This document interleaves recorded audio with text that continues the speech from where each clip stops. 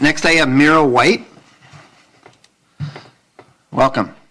307 Edgewood in Stillwater. Hello everyone, I'd like to thank you for your time tonight. I want to apologize in advance. I'll be leaving very quickly right after this to hopefully attend my children's band concert at the Stillwater Middle School. And I am here tonight to talk about dyslexia. I do want to give thanks and appreciation to those who have already shared their stories on dyslexia before me. It's certainly not an easy thing to do, but it is important. It is estimated that 1 in 5 students has dyslexia. Our district has started to place much emphasis on mental health, and I've attended the meetings in support of this cause. I feel that providing proper support to dyslexics many times is a precursor to improved mental health for many of them. There are many reasons why kids suffer from such mental health conditions as depression and anxiety. One of those is unaddressed dyslexia. This disorder can affect reading, spelling, writing, working memory issues, and slow processing speed. Attitude Magazine, a resource for ADHD, also states that about 50 to 60% of people with ADHD also have a learning disability. The most common of these is dyslexia. The International Dyslexia Association explains all people, young and old, can experience overwhelming stress and exhibit signs of anxiety, but children, adolescents, and adults with dyslexia are particularly vulnerable. That's because many individuals do not fully understand the nature of their learning disability and as a result tend to blame themselves for their own difficulties. Proper reading instruction for dyslexics might not only be helpful, but may be essential to the mental health of many of our students. My son with dyslexia was lucky to encounter staff knowledgeable of his needs to start getting help at an early age. I, like many other parents, thought initially that I should just read more with my child.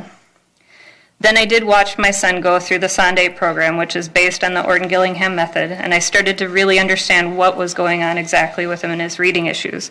It turns out that he wasn't going to acquire reading skills by osmosis, like some lucky few do, but his instruction had to be cumulative, explicit, systematic, and structured.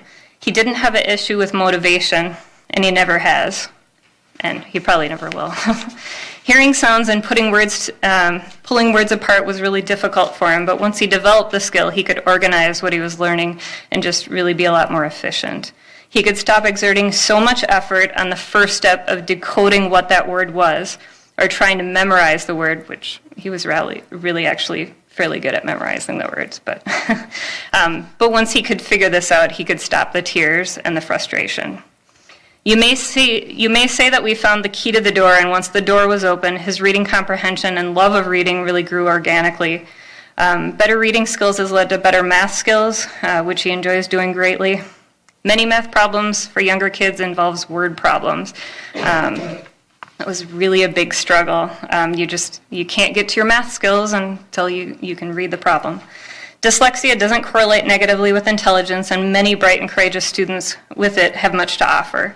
The International Dyslexia Association states research has shown that writing in the brains of people with dyslexia is different, and many believe that this different wiring of the brain causes people with dyslexia to see problems in different ways that can support innovation and success.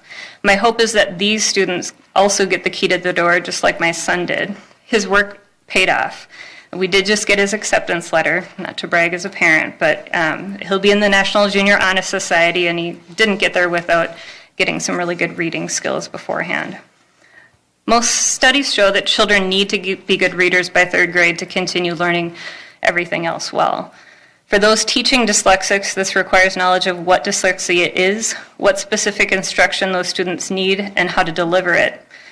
Many in our district already have some of the training in the Sunday program or have experience in other methods that utilize the Orton-Gillingham method.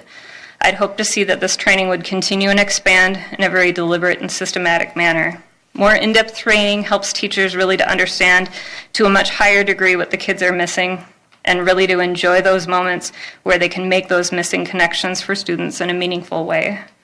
Many students families can't afford to hire a tutor, and they really deserve to have at least the basics of that instruction in a solid way. That's why I'm attending the 2-week training myself this summer in order to reach more students in our area who really need help with the tutoring. There's a long waiting list for parents to get into these tutors, so It's kind of a big issue. The Minnesota Department of Education has appointed a dyslexia expert. It would be really great to see us partner closely with either this expert or another dyslexia expert, really to have a comprehensive plan for all of our kids. Thank you. Thank you very much. Thank you.